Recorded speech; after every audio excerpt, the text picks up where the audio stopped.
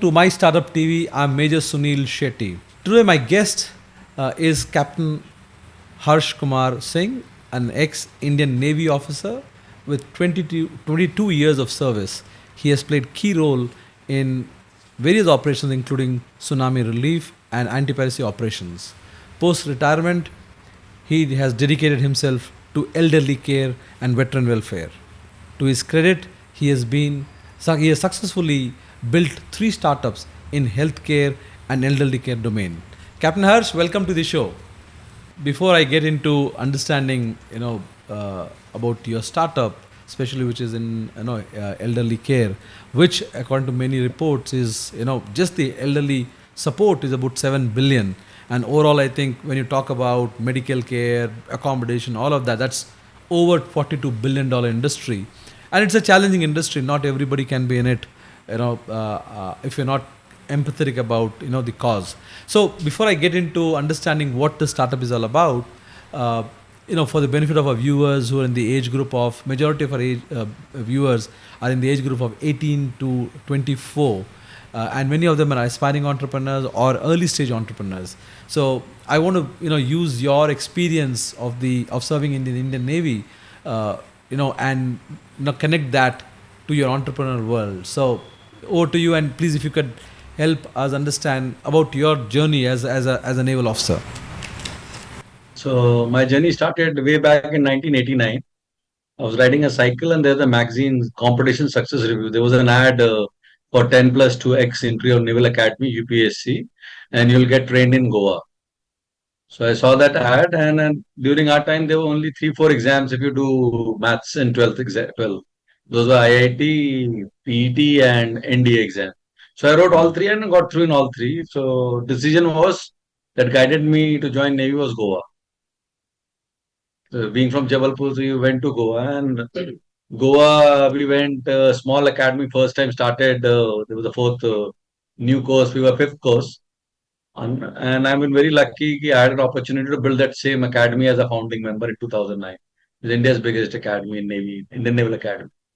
So actual entrepreneurship, if you want to say naval career was very vast. I sailed, I was always on ships. Navy could give me whatever best I could get. I sailed 6 ships, big ship as navigating officer, commanded 2 ships. Then I was executive officer for 1 ship. And then I had a wonderful tenure in Navy, did staff course, whatever Navy could train me well, sent me all over good places. So actual entrepreneurship, if I have to tell you, I'll give you an example. This is year, I think, 1999. I was with my CNC on a Dornier aircraft and we were landing in Port Blair. He said Japanese made this airstrip in almost 4 or 9 months. I'm forgetting the numbers. And since independence, we've not been able to extend by 100 meters. So our task is to extend by so much time. So that time was a XO, executive officer on board a landing craft ship. So our job was to get good sand, a good earth from nearby islands and build this place with engineers in place. So Indian Armed Forces got together and we extended the runway. So now Port Blair has got all those big aircraft landing there. This was 1999. And then the opportunity came in 2004 when tsunami came. We were the first responders. Some 40 of us landed in a place called Trincomalee. It's the port. From there, we went north where the maximum devastation had happened.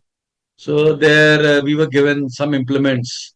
And that point of time, Government of India, I still remember the High Commissioner there, Ms. Nirupma Rao, she gave us 50,000 odd dollars to resurrect the whole township, like almost 30,000 people. So we bought implements, we set up kitchens and all those things. And when the crew was leaving after 1.5 months, the president there came to see us off. This was the second entrepreneurship journey. And the third thing was when we landed up in INA. That time, you would remember Satyam Ka Ulta Mehtas. They had the contract of building the Indian Naval Academy. And that time in year 2009, Jan Feb, they had turned almost like they had financial crisis. And the institute was inaugurated and Naval Academy had to start. So we started from there, and you remember that time Commonwealth Games were happening. We had planned the best stadium. So and PT Usha was around in a place called Kozhikode nearby. So we built one of the best stadiums there. So this is how entrepreneurship by default Navy taught me. And the trigger point to start this, I took premature retirement in 2016 because my mom passed away. She was a diabetic patient and she was a healthy lady. She was very active, and but just that she couldn't manage a sugar well, had not taken a morning sugar tablets. At about 1 o'clock, she had a silent heart attack, and we couldn't do anything. There's a hospital nearby my house there, Jabalpur, where my parents were staying. So I thought if this is a challenge, and Navy had taught me so much. So it was an impulsive decision at that point of time that I need to do something. So we started doing it, and it kept happening. So this is what is entrepreneurship all about. My naval career in this. Sorry to know about how your mother passed away, and I think that is the challenge, isn't it? When you look at elders, there is challenge of how do you monitor them that they are taking the right medication. How I mean, when you talk about elderly care, that is where the challenge is, that how do you ensure that they do what they need to do, whether it is healthcare, whether it's, keeping them engaged, keeping them healthy, both mental and physical. So I would like to know as to, was this the reason that inspired you to found the company Imoha, and how did you identify the opportunity beyond your personal experience? Okay, right. So we started with very small. Like I still remember in 2016, we have a club called Kota House. For plastic table and chair, I started with my colleague Dr. Manri. She was doing this. We were doing staff course in Wellington in 2007-8. So she's my postmate's wife, and she had actually started doing this program well before me. I plunged into it. So she was doing in Uti, Wellington, and Kunnur. So when I said I need to do it, she relocated herself to Delhi, and we started from a table chair in Kota House. I took whatever retirement money I had, I pulled in, and she pulled in. So incidentally, first 8 months were really bad. We finished everything what we had. We thought like we'll do the best thing in the world. We hired the best digital marketing team. We hired doctors, nurses, everything we hired. And the paycheck was so high. We saw automatically the customers will come, demand will come, and we busted all our money. So first 8 9 months was all bookish knowledge, all perception that we had. This is how a company or this is how it should work. They never fired. So somewhere around 2000, February 2008, 7, I started September 2017, and to be precise, October 2017, it became viral in Bangalore. There's a gentleman called Dr. Bhaskar. He transmitted in WhatsApp group, and suddenly it became viral, and we had over surplus demand. I still remember we had no money, and we had taken an OD from a bank to charter an aircraft from Spice Jet, I think. अभी थोड़ा ठीक नहीं बोलना, but chartered a, you can काम निकाल सकते हो अगर if you want. So we chartered a aircraft, Spice Jet, filled. This was 120 seater, 120 seats we had chartered. We flew down 68 caregivers whom we had hired earlier, and we had to lay them off. We mustered them in 2 days and flew them to Bangalore to start this. This was Eldercare, that earlier venture. We couldn't hold on to it. Then the second was virtual hospital we made. We thought ki now by the time the cost of money had sunk in, unit economics had sunk in. So we had reduced all our fixed cost, and we made a virtual hospital sort of thing. We had, by the time we knew a lot of doctors, we knew caregivers and all. So we became unit economics positive. In 2019, I met a gentleman called Somajit Roy. So he's a gentleman who worked very closely with Antara, Max Group, and he had built Antara in Dehradun, a very seasoned gentleman. He had worked in this program since 2010 as part of a JLL. So he's our CEO. So he got us, he spoke to me and Manpreet, and we were acqui-hired by a venture capital called Lumis Partners. So since 2019, I had not to worry about money. Money was organized by the venture capitalists, that is Lumis Partners. And Swamiji gave us the skill of corporate. How does a corporate work? And then me and Manpreet, we flourished and we started solving for the problems. And the solutions kept happening. So I'm very happy to say, if you see the social domain or other place, the barometers of checking our success. So there is a educate people interest, educate supplies, educate amount of consumers who are benefiting from our services. and the program has evolved in a big manner. That is multiple experiences, multiple ventures, and which is a typical journey of the first time entrepreneur, isn't it? Where you start thinking, as you said, bookish knowledge. You think that this is how it is going to go, and the moment you get into it, the world of entrepreneurs throws a googly at you. So the current business model, how does it work, especially the holistic membership plans and service that you're offering? Okay, first, there are four challenges in aging. The first challenge of the aging starts somewhere around 55, 50, I would say 50. The challenges in 50, sudden changes in our body structures, our metabolism, our behavior, and then the challenges that we go through. What do you call, your kids are growing up, you have to move into a house, you have to have a settlement sort of thing.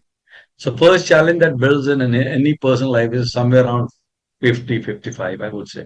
He starts thinking about his children's future, his retirement plans and all. The earlier you think about retirement, better I suppose it is. But current generation of ours, who are the current consumers of our services, or 10 years before us, they start generally thinking about retirement at the age of 50, 55.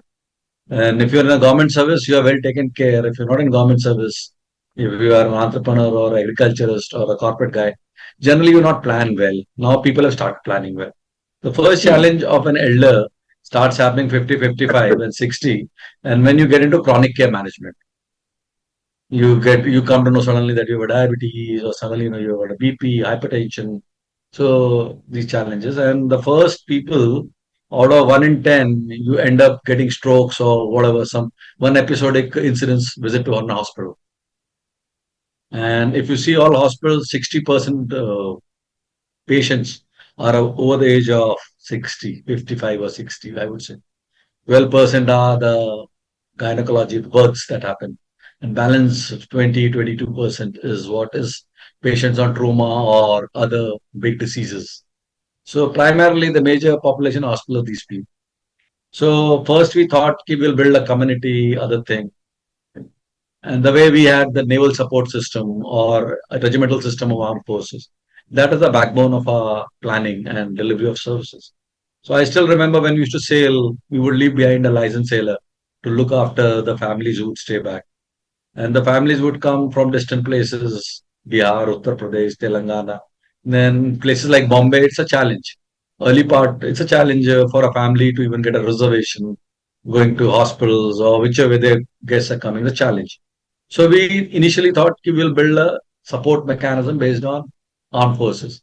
So initial design of our services were based on armed forces. We would hire PBRs and he would act as a care manager. We will give them a team of a nurse, a handyman, and some technology for scheduling and managing the work. What Urban Clap is doing right now in a more organized manner, getting demand through what do you call through the application. So this is what we started with. And as we get deep into it, the second challenge comes from elder beyond the age of 70 to 80, the neurodegenerative diseases. Nobody would like to sit with a patient or with an elderly unless until it's a bloodline or it's who've been trained well at the home or who've gone through these challenges. So these are the challenges. So there were twin challenges to us. Problems were plethora, demand is abundant, but solutions are limited. Medical solutions are full, hospital industry is well evolved, out of hospital is well evolved, but the willing workers are very, very less. So NSDC has come up with. You have any questions, or should I go ahead? Go ahead, please, go ahead, go ahead. So NSDC, National Skills Development Corporation, has come up with many, many programs like general duty assistant, midwifery, all those programs. These programs are all evolving programs, and as of now, we've got a demographic dividend, and we've got inexpensive labor. So we've got caregivers easily abundant. The issue is the bigger the money, it's an optimization of resource. One caregiver with one elderly is he is basically in a shift of 10 hours, actually doing a work of 2.5, 3 hours. So he can look after three, four elders. So if we can be optimized. So we created a solution. We created a team within a condominium, 5, 7, 8, 10 people, look after the elders there. So, and the elders' problems are also limited, like morning elimination needs for inform elders. elimination generally because of our body clock and all this between morning 5:30 to 7:30. You have to do elimination grooming needs. And then if you neurodegenerative diseases, then you need to be giving environmental stimulus, like you to take them out in the evening, sundown syndrome at a particular period of time where they get stimulus, where they feel happy. And the third, the biggest problem is the caregiver. The brain of since the brain of neurodegenerative disease does not work, the caregiver brain has to ensure that they follow the routine.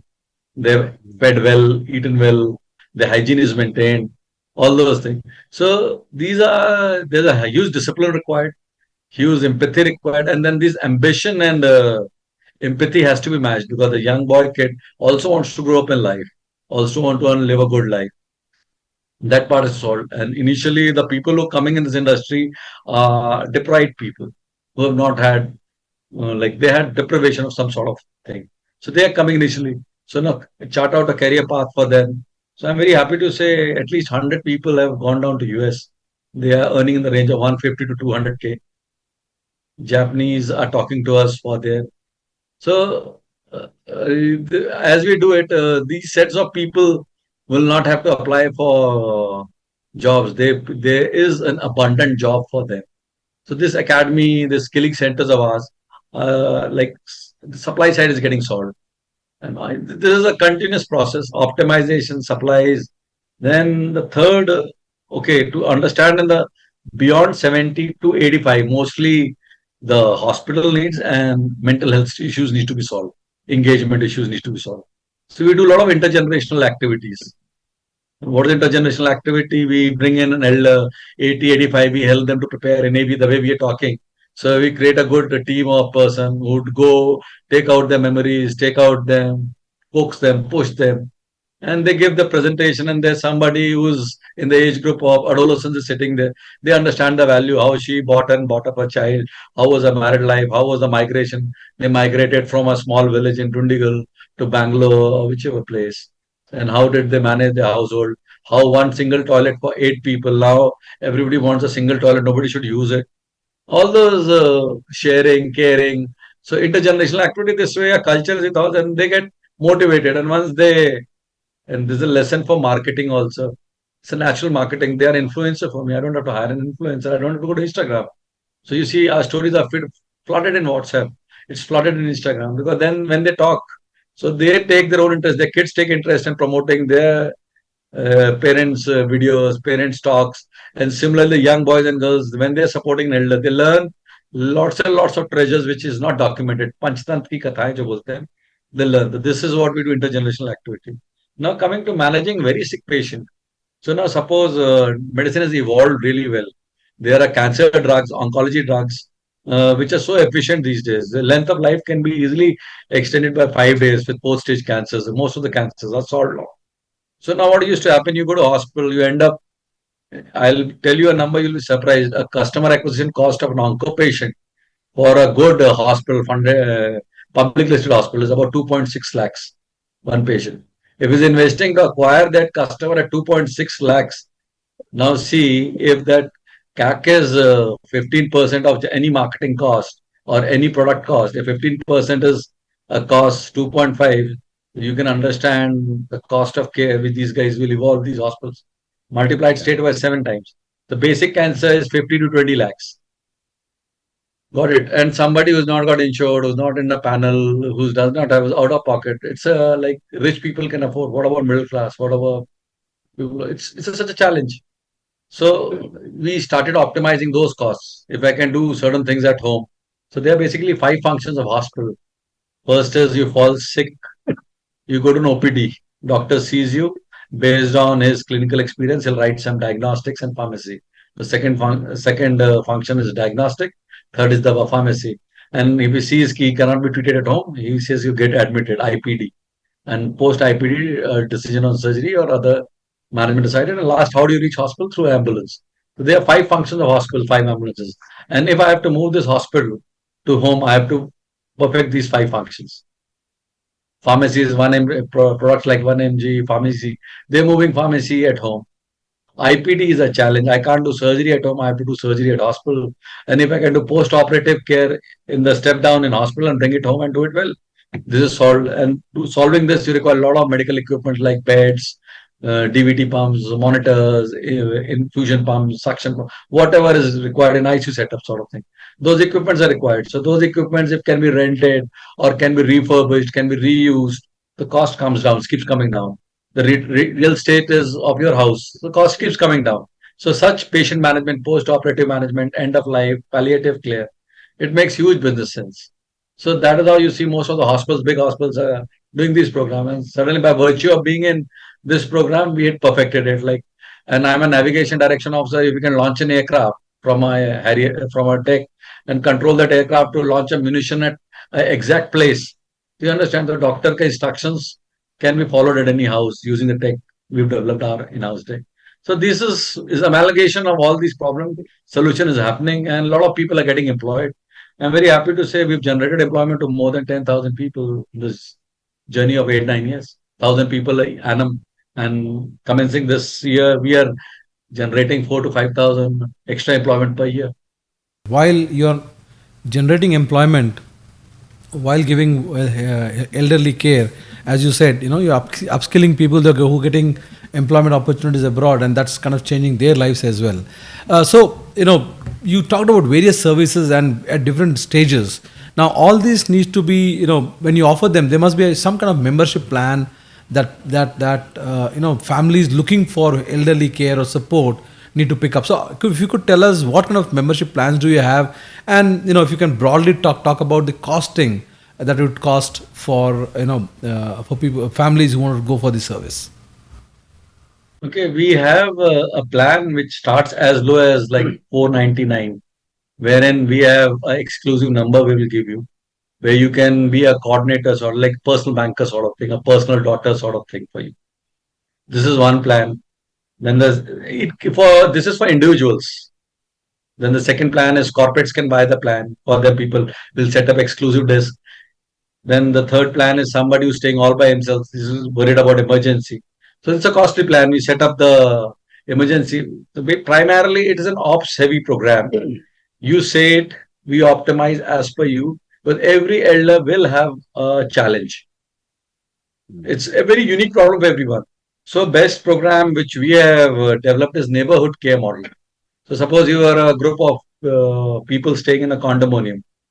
There are 400 flats, and out of that, 12 to 18% people are elderly people, and about 20% in the mid group. So we set up a team of resources in that condominium, and condominium pitches in with a space, and EWS is nearby. We buy or rent accommodation. So primarily in healthcare, you must remember it is the pain that has to be managed very quickly. Scheduling. Human beings are huge required. Whilst technology can get you an expert advice of a doctor, technology can help you to monitor whether that resource has done it well, program or not. But finally, last mile connectivity is a resource, is a human being, a well-trained human being who's situationally aware, who's able to follow the instructions of doctor, and who has got ethical behavior, who's punctual, who's disciplined.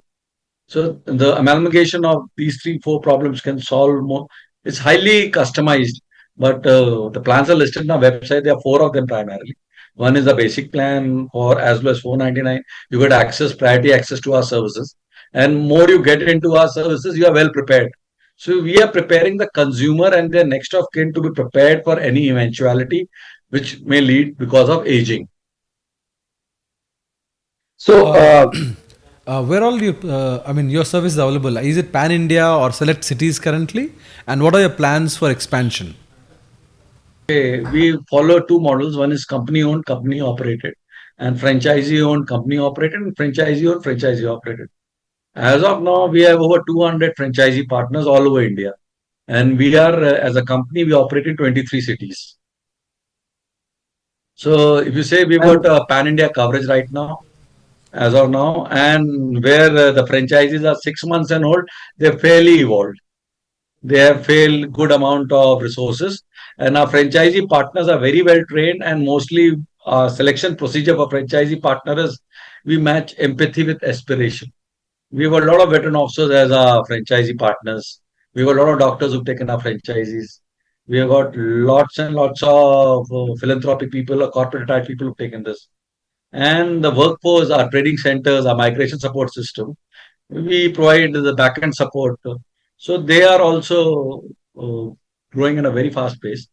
And within a year or two, we're aiming to set up our own academy for training these caregivers. And our sister company, Epoch, which is expanding and building assisted living facility at a very fast manner. Our new facility is coming up in Balewadi, our sister company, Epoch, in Balewadi, Pune. It's a 76-bedded facility. It can, because I have helped a lot of American care homes, NHS I've been helping.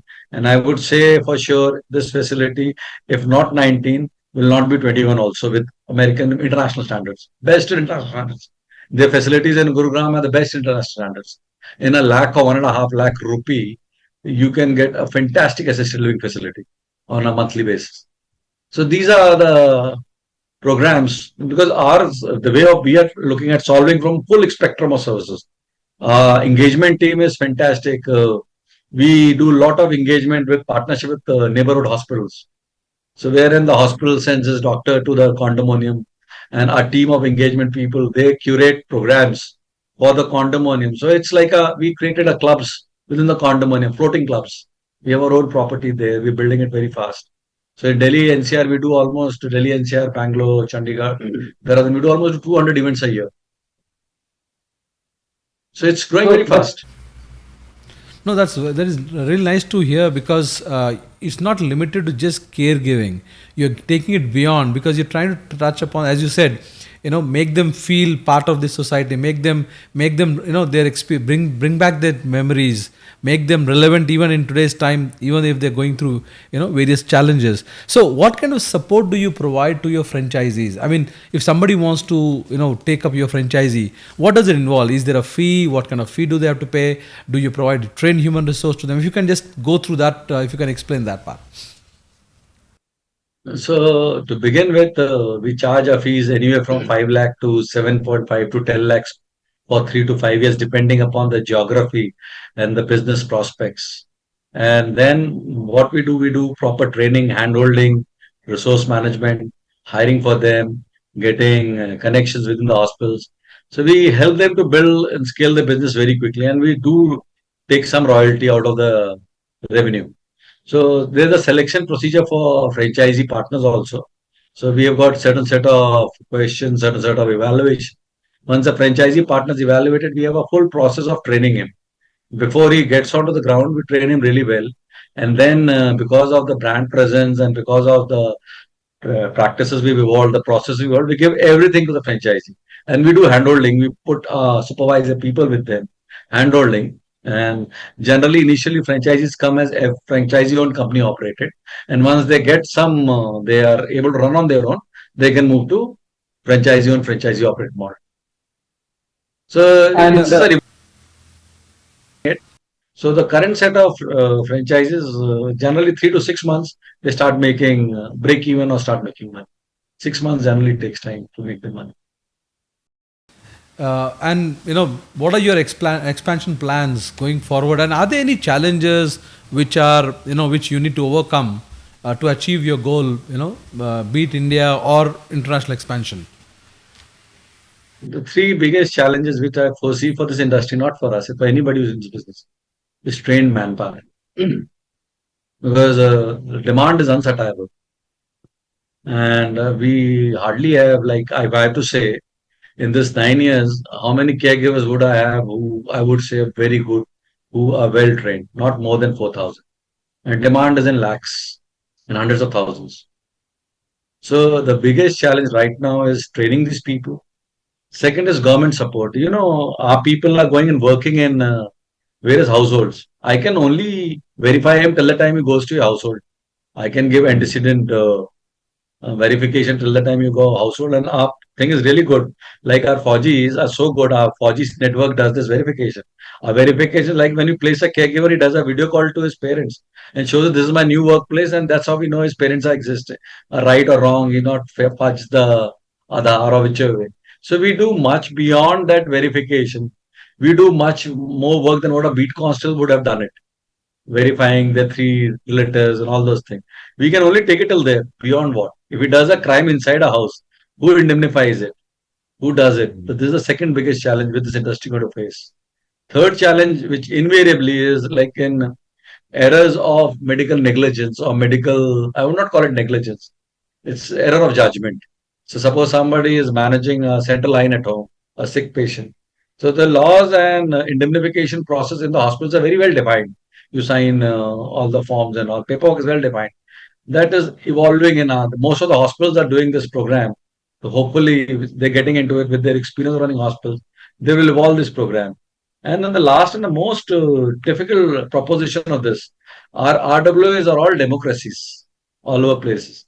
So what happens? The care component. I have seen. I looked after almost like 200 RWAs. The RWAs which are focused on welfare activities or growth, the community thing, they are striving well and they use the resources well. So, but if these RWAs are not aligning with the programs, with these care programs, they don't succeed. So, education of the society in understanding that all of us will going to get through the same problem. Like I'm give an example. I have been seeing. I'm in the field most of the time, meeting people, elders. A grandchild for people in Delhi, NCR, and everywhere is like 34, one child. Grandchilds are reducing at a very fast pace. The clients that I made in 2017, 18, they had at least three, four grandchilds. And the clients which I'm making now, the consumer who are taking a service, they have one or two grandchilds. So now think about this way. You read all these reports. Japan lowest birth rate now. We are hitting 1.9 TFR. So see how we they took 3, 4, 5 decades to age. We'll age in 2 decades, 2.5 decades. Like I am 52. When I hit 72, I'm very sure my son will not marry by then. Or he would have married, he wouldn't have produced a offspring. And a grandchild is the biggest thing which I have noticed for intergenerational activity for a elderly. His mobility. The mid 40s is now you're in 60s, you feel like you'll do everything yourself. You know, with this life aging increasing or lifespan aging and very domiciliary support. We are so blessed. We have a lot of domiciliary support. But now I am seeing the challenges of domiciliary support. So these are the challenges for this industry. And the more the people are educated, it's like insurance, the way insurance people educated, then we need to educate that you need to prepare for your this thing, form a community to help each other. This is what is required. So as a soldierpreneur, it's an amazing journey for you because you started off, did multiple iterations with your business, exited a couple of them, and you're on a journey which is definitely giving you the rewards for the work you have put in. So keeping that experience, what kind of what would you tell all of other veterans out there or people who are still in uniform? What kind of advice would you like to give them if they're trying to win, if they want to become entrepreneurs? Okay, three things are very important for entrepreneurship. I would call it Fleming's left hand rule. If you see, very important. Fleming's left hand rule, if you see displayed, and they're all at loggerheads. So if you're to be an entrepreneur, you solutions, everybody knows the problem. You'll be able to solve it also. But ability to acquire consumer, ability to sell is the first ability which you must have as an entrepreneur. Ability to sell. Because if you are unable to take your program or your solution to hundreds of people, there's no use having the best of the solution, best of the thing. So all of us have the problem. We all know the solutions. And somebody who sells well, probably with experience, is generally able to make a better solution also. Because he's got that many more experience, that many more feedback to solve a problem. So my success started when I had many consumers. I got a lot of feedback. I learned a lot. And our sale, instead of selling, we have waiting list now. Because That's we learned so commendable. much. Yeah, that's commendable For a for us. startup to be able to say that, because many startups very rightly put out, ability to sell. Where many startups struggle, that's the first place, or that's the holy grail, where you build a product, you build a service, but how do you sell it? So I think that's a key takeaway. As you rightly said, everybody knows the problem. And Yeah, second go ahead, takeaway, go give ahead. 3 years. Second takeaway is give 3 years. This is like your academic training Yes. is for 3 years, your graduation is for 3 years. Everything. Give 3 years to yourself. You can pivot. You can fail fast, but give 3 years itself. Believe in yourself and give 3 years. Trust me, first year will be all. You require plenty of self motivation. Second year is like you should be prepared for face plenty of self criticism and criticism from near and dear ones. And third year, face challenges from your competitors who see you as competitor. They'll eat you up, or they'll buy you up, or they'll finish you up. So if you survive these 3 years, fourth year, then you are a problem for the new entrepreneurs. and Very and important in those 3 years also is to ensure that you don't dry up your resources or your finances, isn't it? Because that's the critical part. As you rightly said, most people do the mistake of, burning everything that they have in the first year, thinking that they do the best of it, best website, best business card, and those really don't matter, because at the end of the day, somebody who's in the service sector need to provide the best service out there. So that's why you need to be able to spend money where it really matters, not on things that don't matter. So, if that is okay with you, yeah. An office. I have offices in the that condominiums, on the clinics. Personally, though our company has a huge office space, everything, because we have other programs running, corporate programs and all, yeah. and we need to have a lot of international guys keep coming meetings. So we have a huge office. But I being on field running these programs, I have not made an office for myself. None of my team members have an office, and zero attrition rate. Zero attrition rates. So what our offices are where? Our offices are clinics. Our offices are condominiums. Our offices are co-works. So none of our employee travel more than 12 minutes. This is how we calculate setting up a condominium, setting up a clinic, or setting up a accommodation, migration for that guy. Suppose a nurse who joins us, or a manager or doctor who joins us, or a Fauji who joins us. So his accommodation would be found, and the clinic will be set up there, or a business will be set up within 12 minutes of travel. You should be able to walk to his place of work. And this we've ensured in places like Delhi NCR. Now you can understand what level of time space management has gone into it. Service design. And that kind of thing Can only be done by a 4GF or by a soldier, and definitely somebody like, from the Navy, because once you're off the land onto the high seas, the only thing you can do is, pray, isn't it? When you're sailing on the high seas. So you have to be fully equipped and, self-sufficient to survive that journey. So before I let you go, I also want to know if it is okay for you to talk about numbers a bit quickly, if you can do that, about your current valuation and what revenues do you make? Revenues wise, we do like, I can give you a daily number. I have a real snapshot with me. Okay. We are doing currently almost like 70 lakhs a day. So 365 से multiply कर लीजिए. Almost that's like. commendable. I must say congratulations to you, sir. Congratulations. You built No, so it is business model. it is like a franchise in all those things. So we are looking to go somewhere around 100, 125 crores a month in a 16 to 18 months time frame. So that is a demand. We foresee it exists. And the valuation is the game of our VCs. So I may not be able to give answers because our I cap understand. table is really very strong. People like Rain Matters are there in a cap table. No, that's that's enough, enough because because- your revenue speaks. Purposely, I've not got into that part of the scheme because my aim is create solutions and become suitors are after. You should become so good that suitors run for you. आप बना दो उतने बाद तो money has never been a problem for a right idea or right business. So before I let you go, Mystartup TV, we are a media house dedicated to entrepreneurs like you. Our mission has been to provide that platform which mainstream media doesn't. So we have various verticals through which we do it. What are your thoughts about the kind of work we are doing? Look, I have known you for now 8, 9 years, and I had only one presentation. I had seen one presentation of yours. And that point of time, the way you explained it, I got motivated about 9 years back. when you explained your journey of Iraq, Afghanistan, how you would connect the supplies, how would you solve the problems. You told me about their weapon cleaning, their berets and their boots and all those things.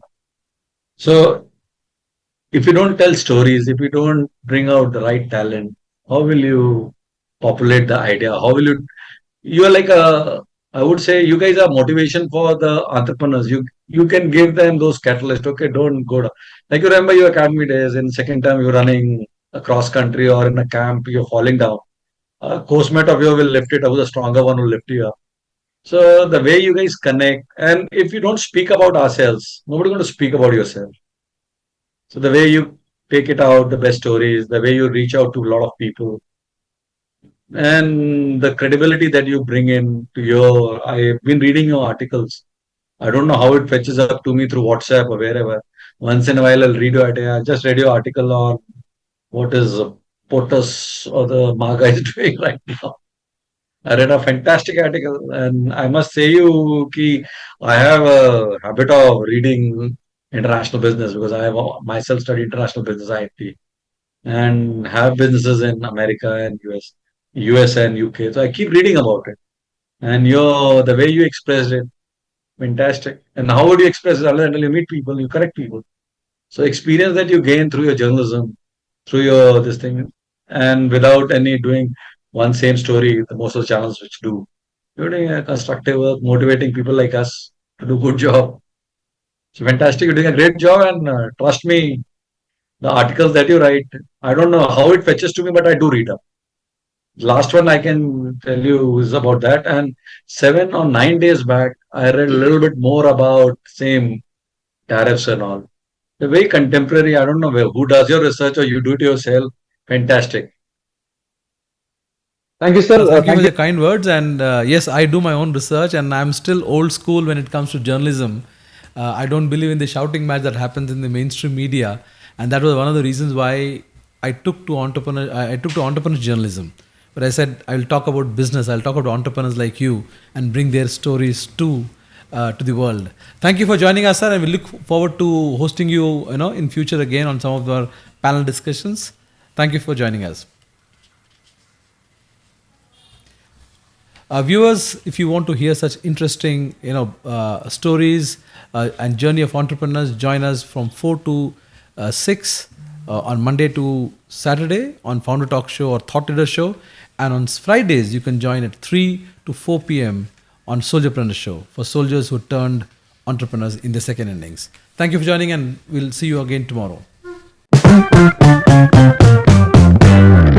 To stay informed about the startup ecosystem, subscribe to My Startup TV.